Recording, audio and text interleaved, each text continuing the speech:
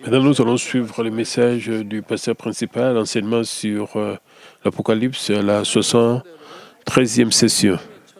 Chers frères et sœurs de toutes les églises branches, des sanctuaires locaux et les frères et tous les saints en ligne et les téléspectateurs de GCN.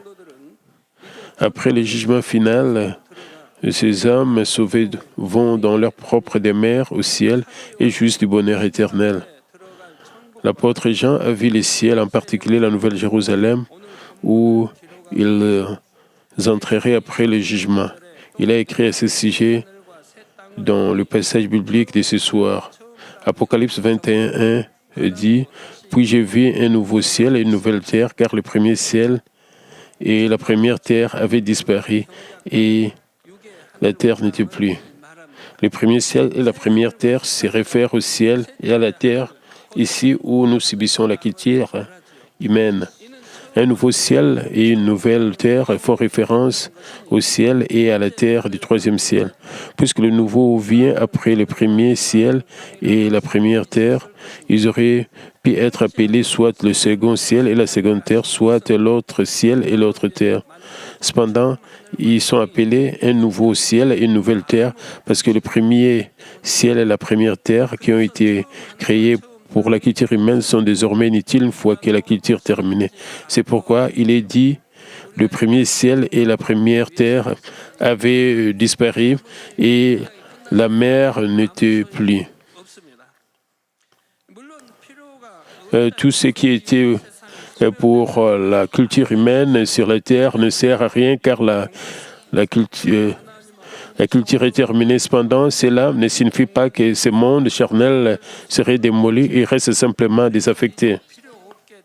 Le premier ciel qui est dans le monde physique ne peut être éliminé car c'est un espace qui a été séparé de l'espace originel de Dieu au commencement. Par conséquent, même s'il ne sert plus à rien, il existera sûrement et Dieu fermera la porte de cet espace. Le nouveau ciel est le ciel du troisième ciel. Mais quel genre de ciel est-ce? Hébreux 8:5 dit et sur lesquels célèbrent un culte, image et ombre des choses célestes. Ils servent une image et une ombre des choses célestes.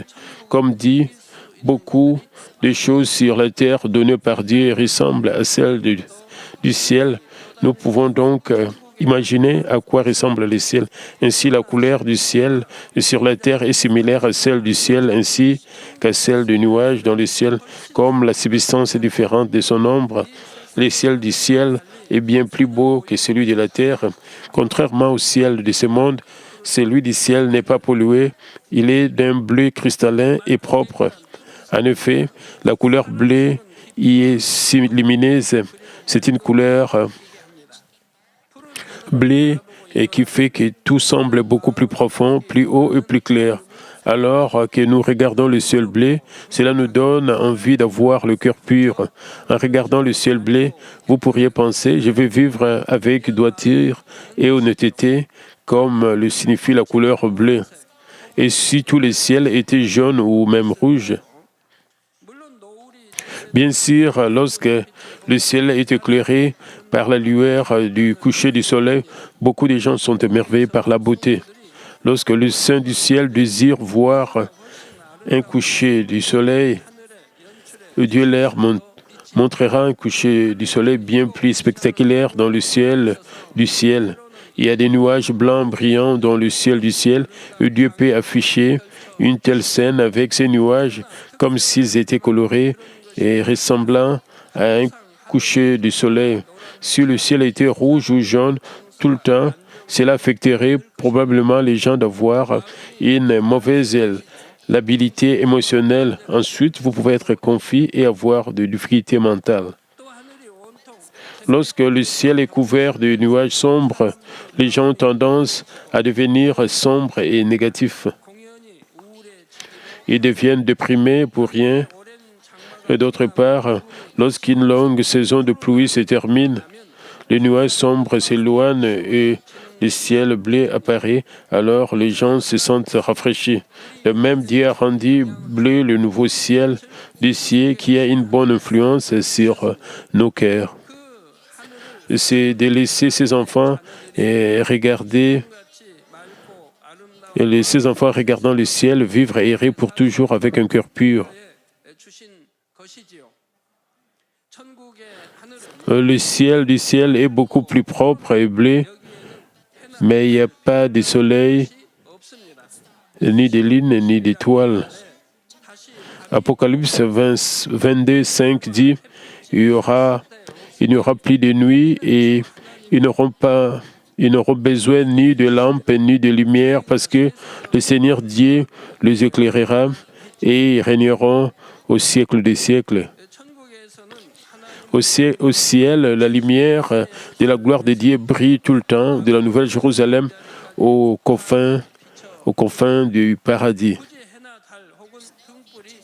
Il n'y a pas besoin du soleil ou de la lune sans parler d'une lampe. La lumière de la gloire de Dieu est extrêmement brillante. Cependant, sa luminosité est ajustée au lieu d'habitation dans le ciel. Si sa lumière est le niveau de la Nouvelle Jérusalem qui a brillé au paradis, ça sera écrasant pour les hommes du paradis. La lumière est si éblouissante qu'ils ne peuvent ni ouvrir les yeux ni lever la tête. Celle qui ressembler complètement à Dieu le Père en tant que parfaite sanctification, à savoir ceux qui entrent dans la Nouvelle Jérusalem, peuvent se réconforter dans la lumière. Par conséquent, au paradis, la luminosité doit être ajustée aux âmes du paradis. Dans le troisième royaume des cieux, il fait moins clair que dans la Nouvelle Jérusalem. De même, plus l'endroit est bas, moins la luminosité brille. Telle est la lumière de la gloire de Dieu, brille dans le ciel. Il n'y a pas du tout de ténèbres, donc il n'y a pas de nuit. Peut-être y a-t-il quelqu'un qui pense, nous dormons la nuit et nous nous reposons pour pouvoir récupérer de la fatigue. Mais comment pouvons-nous nous reposer au ciel s'il fait tout le temps clair? Comment pouvons-nous dormir? Quelqu'un a-t-il un tel souci? Surtout, genre de somnolents, mais pas besoin d'avoir de tels soucis du tout. Quoi que vous fassiez au ciel, vous êtes réjoyé. Peu importe le nombre d'endroits que vous visitez, vous ne vous fatiguez pas et par conséquent, vous n'avez pas besoin de vous reposer pour récupérer de la fatigue. De plus, le corps que nous revêtons au ciel est différent du corps charnel. Ça ne se fatigue pas. De plus, même si la lumière du ciel est si brillante, elle ne fatigue pas les yeux. Au lieu de cela, la lumière nous rend remplis de bonheur et n'interfère jamais avec notre détente. Bien sûr, même dans la Nouvelle Jérusalem, nous voudrions peut-être voir un beau ciel nocturne plein d'étoiles, juste comme nous l'avons fait sur Terre. Ensuite, Dieu peut créer une certaine partie de l'espace qui ressemble au ciel nocturne. Maintenant, de quoi est faite une nouvelle terre qui est la terre du ciel? La terre de ce monde est composée de roches, de pierres et de poussière. La terre ici est faite de roches, de pierres et de poussière. Mais le ciel est fait d'or, d'argent et d'autres joyaux du verre. De nombreuses rues célestes sont pavées d'or pur et il y a aussi des rues couvertes de bijoux. Vous pouvez également voir des rives recouvertes de sable d'or et d'argent. Cependant, le sol qui est fait d'or, d'argent et de bijoux n'est pas poussiéré comme celui de ce monde. Après avoir entendu parler du ciel par Dieu, je ne pouvais voir aucune valeur dans l'or ou l'argent de cette terre. C'est ça que je les aurai autant que je voudrais au ciel, avec ma maison construite d'or et de pierres précieuses. Les choses terrestres insignifiantes ne m'attirent jamais. Et quoi qu'il en soit, l'or, l'argent et les joyaux du sol céleste sont différents de la poussière Ils ressemblent à des très petites perles et ne sont pas emportés par le vent comme la poussière. Ils ne salissent pas votre corps, mais cela ne signifie pas qu'il y a un vent fort dans le ciel. Si vous plantez une graine de l'or ou de bijoux, elle ne peut pas vivre, mais au ciel, elle peut pousser. De plus, tout comme le bijou ne se décompose pas, les plantes qui poussent à partir des bijoux ne se décomposent pas non plus. Quelque chose planté dans ce qui ne se décompose pas, cela ne se décompose pas. Quelque chose planté, cultivé par Dieu ne change jamais et pour toujours. Tout ce qui est composé de poussière sur terre nous enseigne que la vie est un rêve vide. Vous devrez être capable de comprendre la vanité de ce monde en l'observant. Vous devriez pouvoir regarder vers le ciel éternel et sans chercher les choses futiles qui périssent et changent.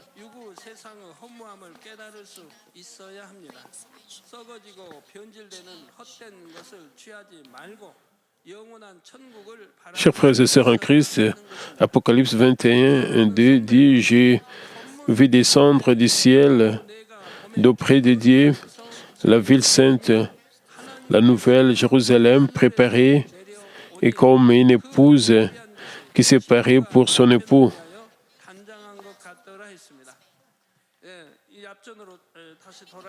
Permettez-moi de revenir aux anciennes lignes que j'avais déjà mentionnées.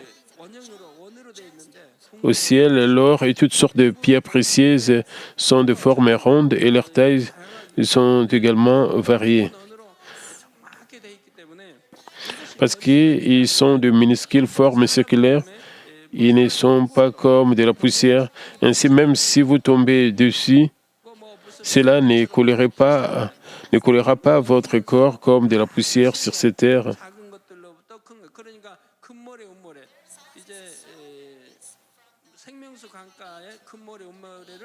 Leurs tailles sont très variées.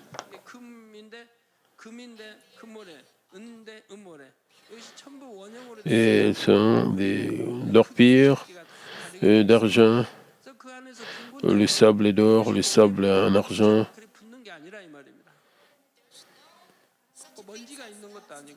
Il n'y a pas de poussière. Et tout est propre, sans pollution. Apocalypse 21 dit « Et je vis descendre du ciel d'auprès de Dieu la ville sainte, la nouvelle Jérusalem préparée comme une épouse qui s'est parée pour son époux. » Sainte, cela signifie qu'elle est sans tache et irréprochable, ainsi que vraie, fidèle, glorieuse et radieuse. La ville que l'apôtre Jean contemple maintenant est faite de l'ancienneté de Dieu et de sa lumière. C'est pourquoi il l'appelle la ville sainte. Il n'y a ni ténèbres, ni mensonges, ni choses abominables dans la ville sainte. Dieu a nommé cette ville sainte la nouvelle Jérusalem. Jérusalem dans ce monde a été bâtie sur la loi. La raison pour laquelle Jésus est entré à Jérusalem était d'accomplir la loi de Dieu. Puisqu'il a accompli la loi avec amour, la sémence de l'Évangile a été semée à Jérusalem. Pour commémorer le fait que l'Évangile a été planté à Jérusalem et que toutes les choses qui ont été accomplies à travers cet Évangile, Dieu a nommé la ville sainte Nouvelle Jérusalem. Jésus a prophétisé au sujet de Jérusalem en disant « Il ne restera pas pierre sur pierre qui ne soit renversée ».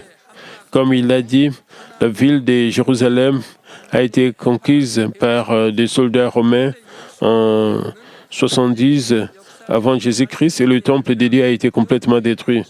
D'ailleurs, la prophétie de Jésus n'a pas seulement porté cet événement historique, mais elle a aussi une signification spirituelle.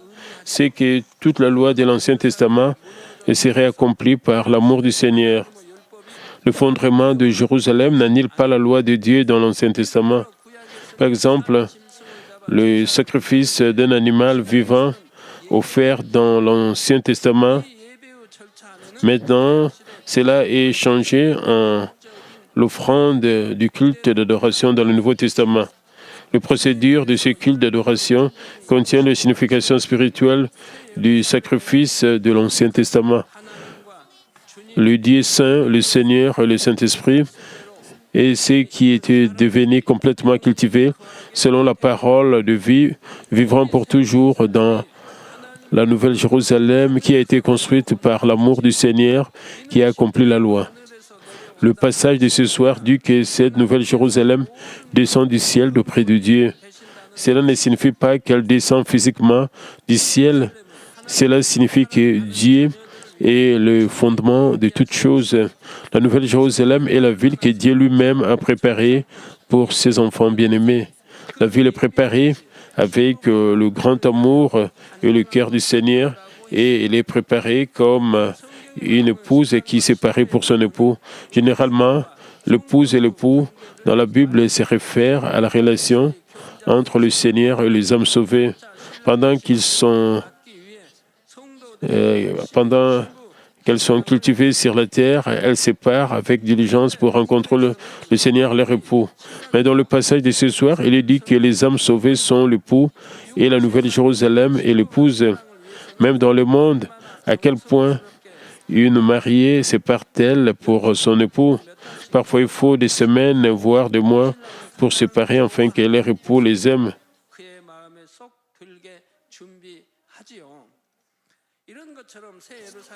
Chaque lieu d'habitation dans la Nouvelle Jérusalem est orné et comme chacun le désire.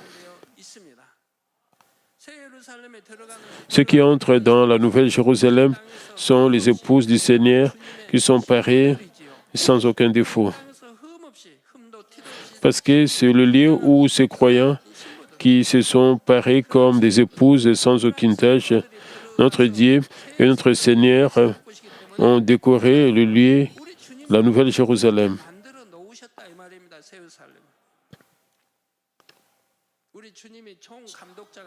Jean 14 dit, notre Seigneur en tant que superviseur en chef a préparé et orné superbement et magnifiquement notre demeure. Il attend ses épouses et qu'il accueillera le moment venu. Et ce sont ceux qui se sont complètement régnés et ont vécu complètement par la parole de Dieu pour être aimés du Seigneur. Je vous ai enseigné maintes et maintes fois au cours des 27 dernières années à quel point vous êtes-vous préparés en tant qu'épouse, en tant que ses épouses. Pourquoi cela devrait-il prendre 10 ans ou 15 ans?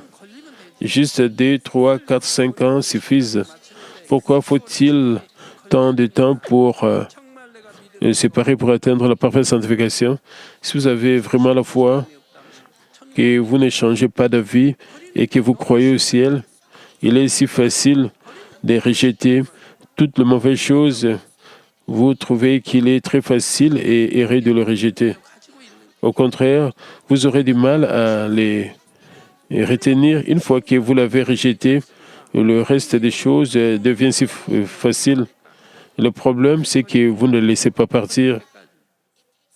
C'est pour cela prend beaucoup de temps pour que vous puissiez atteindre la sanctification, la parfaite sanctification. Si vous gardez la main sur de telles choses charnelles insignifiantes, vous êtes encore trop souillé pour être son épouse. Vous devriez le rejeter afin que vous puissiez briller d'une lumière sans tache pure et devenir une épouse vraiment belle aux yeux de Dieu. Ce sont ceux qui se sont complètement régnés et ont vécu en suivant le Seigneur pour être au goût de leur époux. Ce sont eux qui ont tellement aimé Dieu et le Seigneur, beaucoup qu'ils ont tellement aimé Dieu et le Seigneur qu'ils ont consacré même leur vie. En échange de cela, Dieu prépare des demeures qui sont leurs préférées. En d'autres termes, pour entrer dans la Nouvelle Jérusalem comme une épouse parée, ils doivent être raisonnablement qualifiés. Maintenant, Apocalypse 21, 3 à 4 dit « Et j'entendis du trône une voix forte qui disait « Voici le tabernacle de Dieu avec les hommes. Il habitera avec eux, et ils seront son peuple, et Dieu lui-même sera avec eux.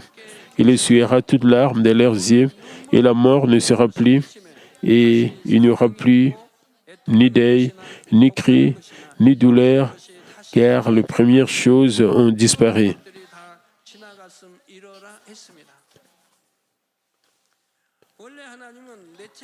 Dieu a fait une demeure dans le 4e ciel, le ciel originel, mais il a aussi sa demeure dans la Nouvelle Jérusalem après le jugement dernier.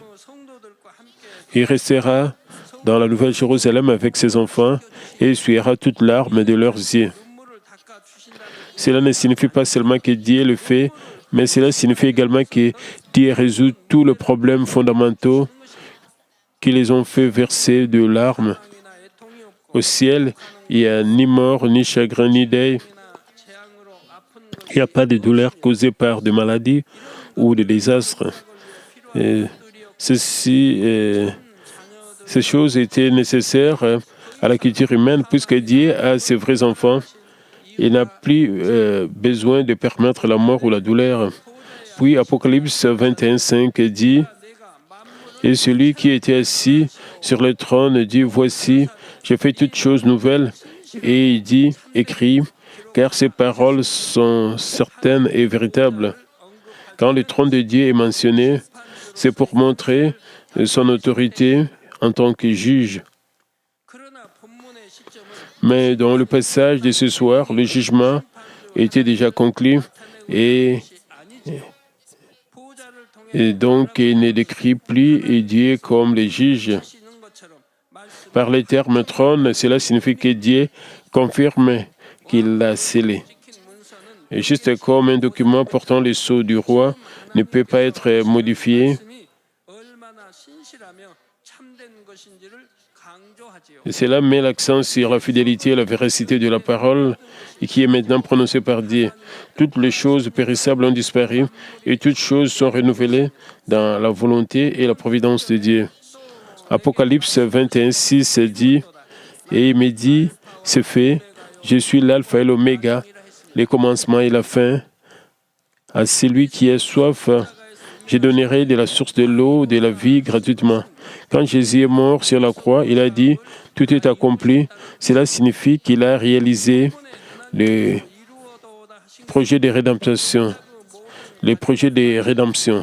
Quand Dieu dit « c'est fait » dans le passage de ce soir, cela signifie qu'il a terminé tout le procédure de la culture humaine, obtenu ses vrais enfants et créé un nouveau ciel et une nouvelle terre et a créé toutes choses à nouveau.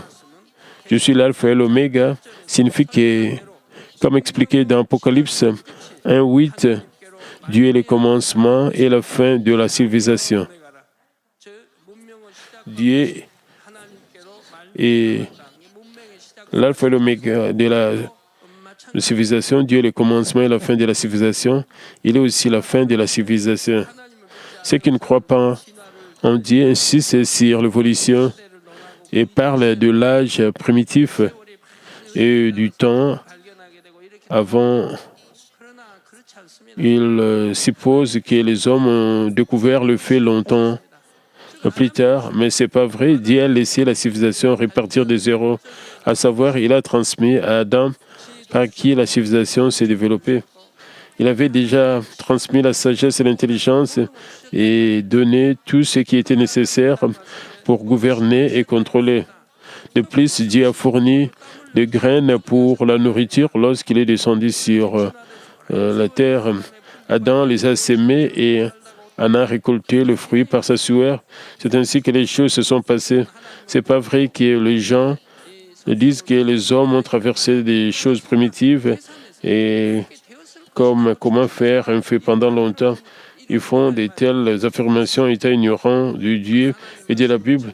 Ils ont simplement supposé comment les choses avaient dit se développer et s'établir. Cependant, la parole de Dieu est absolue et vraie.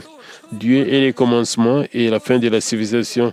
De plus, le commencement et la fin concernent la providence du salut.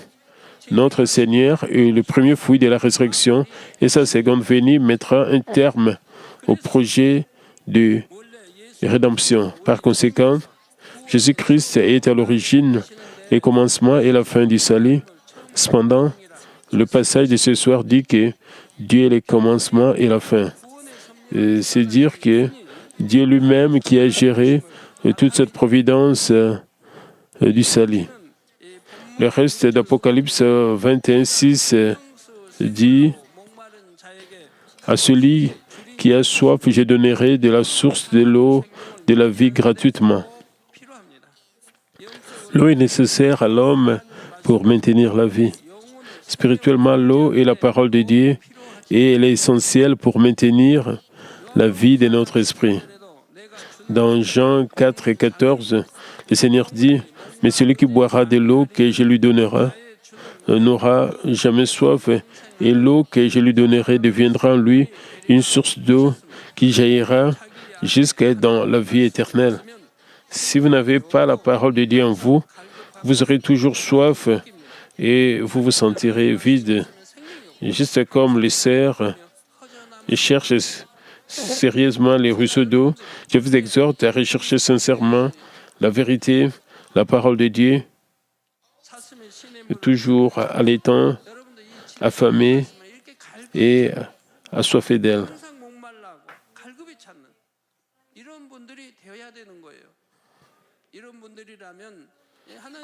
Si vous le faites, la parole de Dieu aura vraiment un goût plus doux que le miel et le jus de miel. De telles personnes ne s'assoupiront jamais pendant le culte. S'ils s'assoupissent, ils auraient dû récupérer l'enregistrement et les réécouter, car ils ne veulent pas manquer le sermon. Ils ne veulent rien manquer.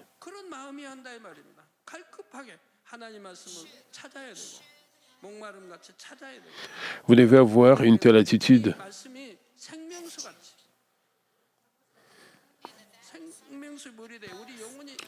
Alors le serment devient votre fontaine et qui va vous rendre prospère dans votre vie.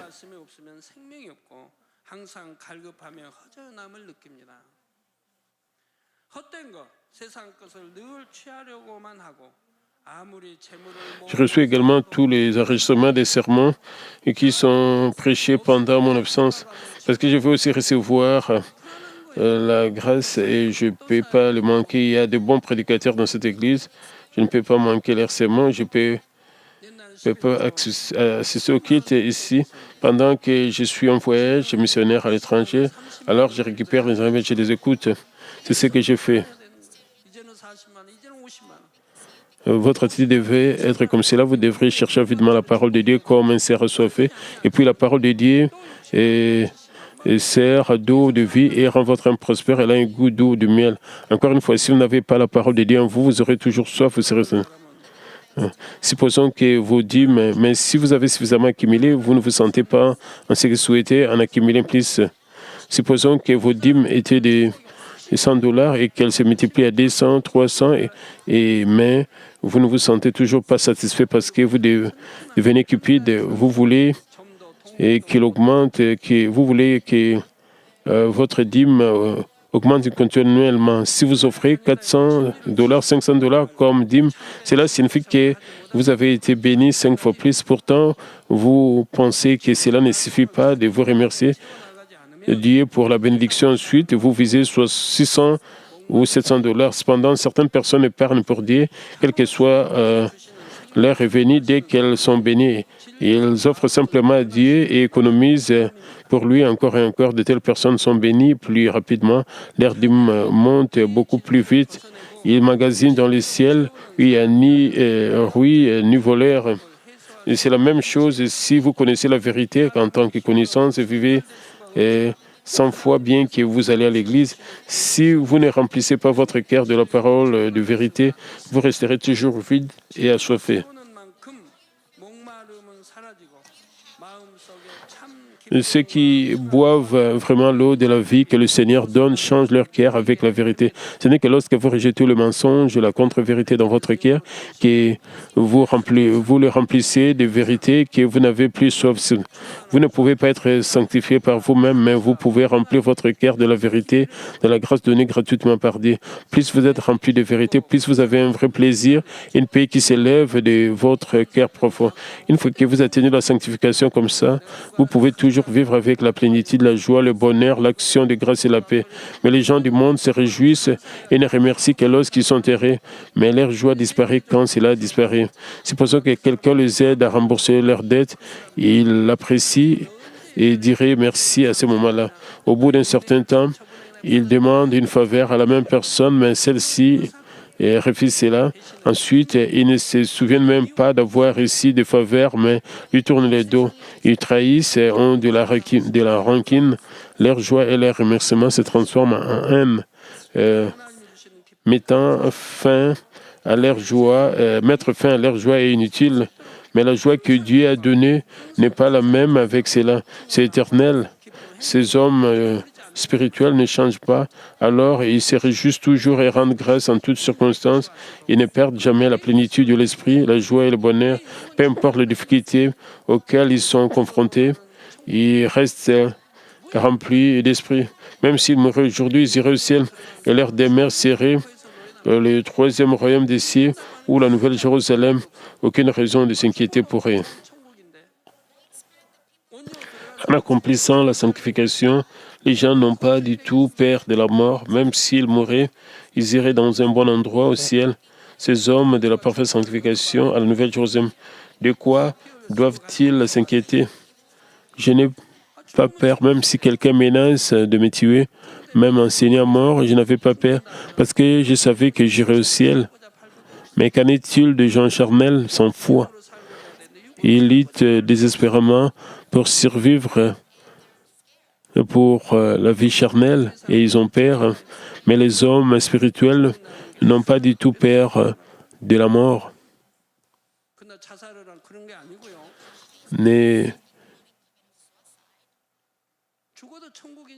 Alors ne me comprenez pas très mal, s'il vous plaît. Je ne peux pas dire, y compris se suicider. C'est ce que je veux dire, c'est que même s'ils mouraient, ils iraient dans un bon endroit au ciel. Ils ressentiront par eux-mêmes la vraie joie, la paix et la satisfaction. Ainsi, si vous restez avec le Seigneur, votre cœur est paisible, joyeux et heureux. Et comme de bonnes personnes sages se consolent. Ainsi, ils ont toujours l'air paisible et débordent de joie et de bonheur. Vous vaincrez ce monde, vivrez une vie victorieuse et vous irez enfin au ciel. Vous hériterez d'une demeure de récompenses dans le ciel que Dieu a préparé pour vous et vous serez appelé son vrai fils ou sa vraie fille. C'est juste comme Apocalypse 21:7 qui dit « Celui qui vaincra héritera ces choses. Je serai son Dieu et il sera mon fils. » Maintenant, pourquoi Dieu ne dit-il pas « Je serai son père, mais je serai son Dieu et il sera mon fils » ?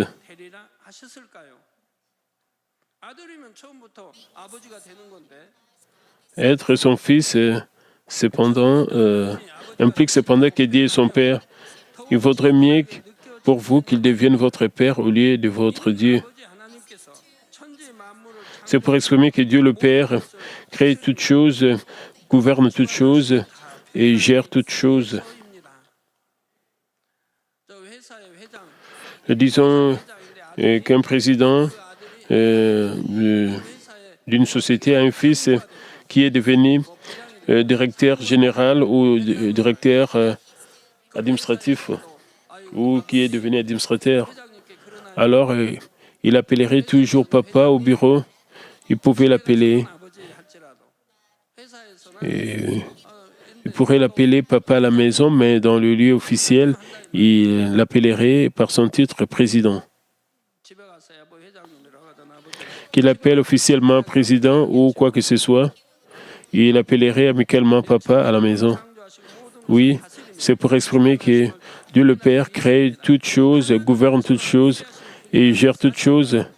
Cela souligne une fois de plus que Dieu est si grand et que vous recevrez la bénédiction d'être appelé comme son Fils lorsque vous accomplirez complètement sa parole et que vous vaincrez ce monde. Permettez-moi de conclure le message d'aujourd'hui. Chers frères et sœurs en Christ, j'ai expliqué que Dieu essuie toutes larmes de nos yeux et qu'il n'y a donc pas de mort, de deuil ou de douleur. Combien le monde serait heureux s'il était un endroit sans maladie. Même si vous êtes en bonne santé, c'est déchirant lorsqu'un membre de votre famille ou un être cher souffre d'une maladie, vous partagez la douleur. Quand votre enfant est malade, comment vous ou ses frères et sœurs pourriez être en paix? Par exemple, disons qu'un enfant a une maladie de la peau et elle se gratte toute la nuit et du puits sanglant en sort. Puis, alors que sa mère regarde son pauvre bébé, elle se lamente et sur elle les pleure à pleines dents. De plus, pour empêcher son bébé de se gratter, la mère doit lier les mains du bébé. Ses mains doivent être étroitement liées, alors elle ne supporterait pas, mais crierait. Ses parents doivent la regarder souffrir toute la nuit, demain et après-demain. J'ai ressenti de la pitié pour les personnes incrédules lorsque leurs enfants continuent de souffrir, ne guérissant pas pendant des mois. Sans cette maladie, quel soulagement pour la maman du bébé. Elle serait également plus heureuse. D'autres membres de la famille aussi. Bien sûr, peu importe le type de maladie qui existe en ce monde, vous n'avez pas à vous inquiéter car vous pouvez être guéri par la puissance de Dieu.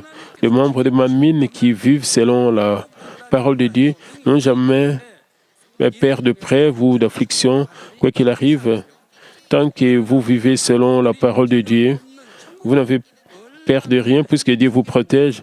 Même si vous subissez une épreuve, vous la surmontez, alors vous recevez une plus grande bénédiction ainsi que vous êtes reconnaissant. Par conséquent, combien plus heureux serez-vous au ciel où il n'y a pas une telle douleur. De plus, la Bible dit que la nouvelle Jérusalem à laquelle vous aspirez paraît comme une épouse. Sans aucun chagrin, il est également rempli de meilleures choses pour que vous puissiez profiter du plus grand bonheur et de la joie pour toujours et à jamais. Dieu dit, peu importe à quel point vous l'imaginez, une fois que vous y serez, vous trouverez que c'est un endroit incroyable qui dépasse votre imagination. C'est un endroit à couper le souffle, magique et magnifique. Bien sûr, vous avez appris des choses spirituelles profondes et vous avez entendu la série de sermons sur le ciel, mais peu importe combien de fois vous entendez, apprenez, combien pourriez-vous comprendre son bonheur, sa joie? Vous serez juste sans voix avec la bouche ouverte pour des scènes incroyablement belles du ciel. Ainsi Dieu le Père m'a dit une fois, il a dit que même si je connais clairement le ciel, lorsque la parole de la porte de perles s'ouvre et que je regarde à l'intérieur, je garde simplement la bouche bée, la bouche ouverte. Je serai inspiré, ravi à ce point, bien que conscient de sa beauté, je resterai bouche bée à la vie de la Nouvelle Jérusalem, car elle est si mystérieuse et extrêmement belle. Bien que je l'ai appris, je ne l'ai pas vu de mes propres yeux, j'ai juste eu un aperçu à travers une vision. Il avait des mains pour l'enfer. Dieu m'a montré l'enfer, mais je ne l'ai pas vu de près. Mais à ce moment-là, je regarderai la Nouvelle Jérusalem juste devant mes yeux. Dès que la porte de perles s'ouvrira, je pourrai regarder à l'intérieur et puis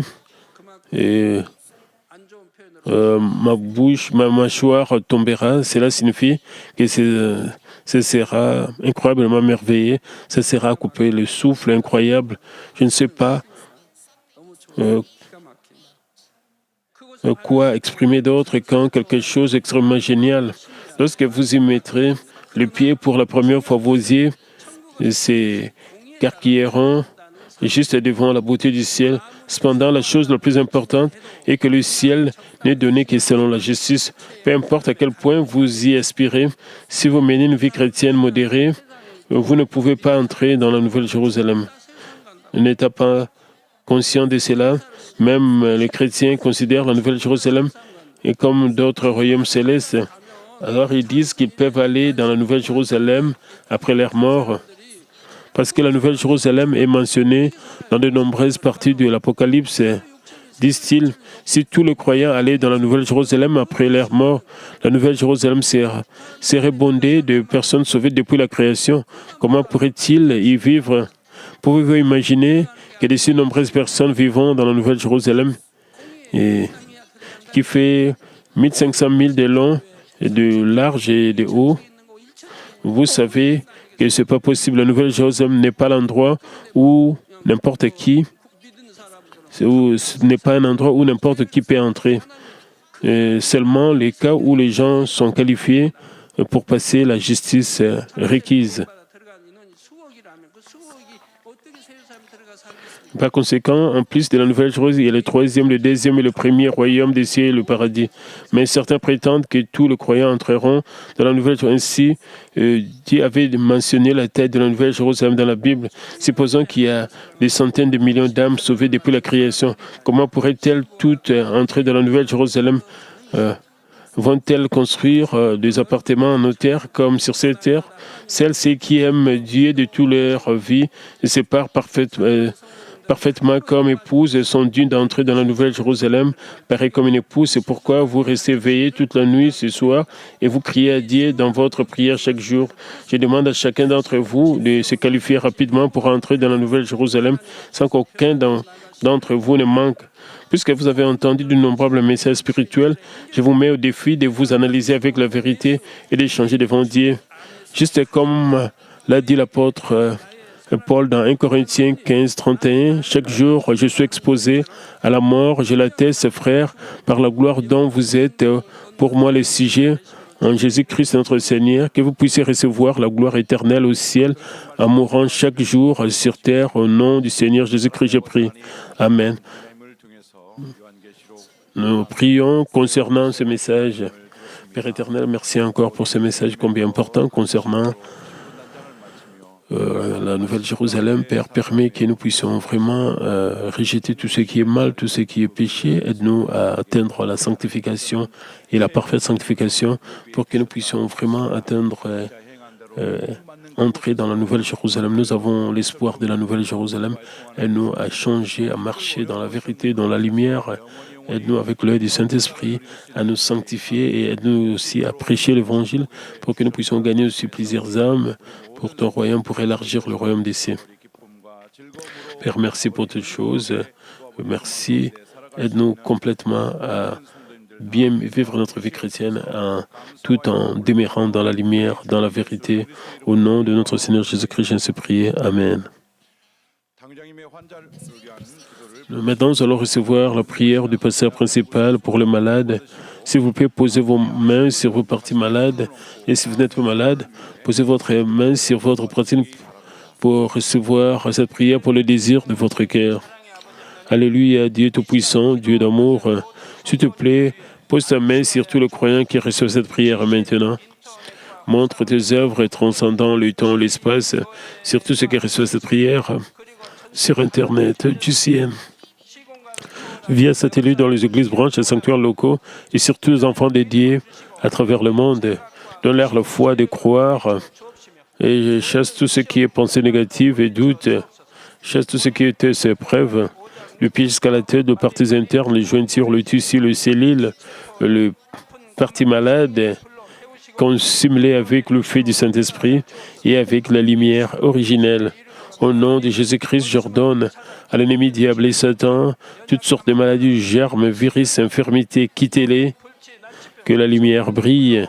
Et s'il te plaît, consume toutes leurs maladies en phase terminale et le maladie incurable avec le feu du Saint-Esprit.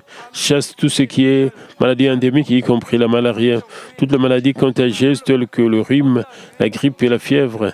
Quittez-les, protège-les de toutes sortes de germes et de virus. Guérir tout ce qui est cancer d'estomac, de poumons, de seins, d'intestin, sida, leucémie, apoplexie cérébrale, hypertension, hypotension, diabète, problèmes de thyroïde, de cœur, de poumons, maladies des femmes et toutes sortes d'inflammations.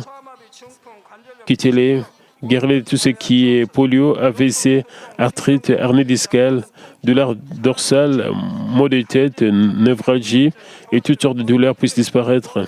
Épilepsie, autisme, dépression, névrose et autres maladies mentales, quittez-les. Toutes sortes de paralysies soient guéries. Que les paralytiques se lèvent et marchent. Que leurs yeux puissent bien voir, que les oreilles puissent bien entendre, que les aveugles voient, que les muets parlent, que les sourds entendent. Guéris de tout ce qui est fait secondaire, de toutes sortes d'accidents, et guéris leurs os fracturés. Restaure tout ce qui est brûlé et permet que la sensation de chaleur puisse disparaître. Père, permet qu'il n'y ait pas de cicatrices qui arrêtent, soyez purifiés de toute dépendance à la drogue, à l'empoisonnement, à la mauvaise substance, que le tissu mort et les cellules mortes soient régénérés. Ramène les morts à la vie. Et Père, donne à tes enfants la bénédiction de la conception. Recevez la bénédiction de la conception. Au nom de Jésus-Christ, j'ordonne l'ennemi, diable et Satan, les principautés de la puissance de l'air, les mauvaises forces dans le lieu céleste et leurs serviteurs, quittez-les. Quittez l'esprit impur, esprit trompeur et tout ce qui est esprit de séparation, toute force des ténèbres, tout ce qui est chaîne, mais ce soit brisé, ténèbres, qui dès que la lumière brille. Père Dieu, donne à tes enfants la force de s'écrire dans la prière et la puissance de rejeter le péché pour devenir sanctifiés. Comme leur âme prospère, permet que tout meurtre très bien vécu, que leur famille soit évangélisée. Et protège-les de toutes sortes d'accidents et de désastres tout au long de cette semaine et bénis-les pour qu'ils puissent mener une vie prospère sans aucun problème. Avec le feu du Saint-Esprit, l'armée céleste, et avec tes enfants, protège-les de toute leur famille. Et Père, donne à tes enfants la sagesse et l'intelligence, donne-leur la ferveur, la puissance de bien étudier. S'il te plaît, Père, permets qu'ils ne puissent pas prendre les choses mondaines, Père, qu'ils puissent aimer avec plus de ferveur. Et Père, et tout ce qu'ils feront en vivant et tout ce qu'ils vont boire permet qu'ils puissent se glorifier et qu'ils puissent témoigner aussi de Dieu, puis en disant, j'ai rencontré et expérimenté Dieu, j'ai reçu ces réponses et ces bénédictions. Père Dieu, et sois glorifié toi seul. Au nom de notre Seigneur Jésus-Christ, j'ai ainsi prié. Amen.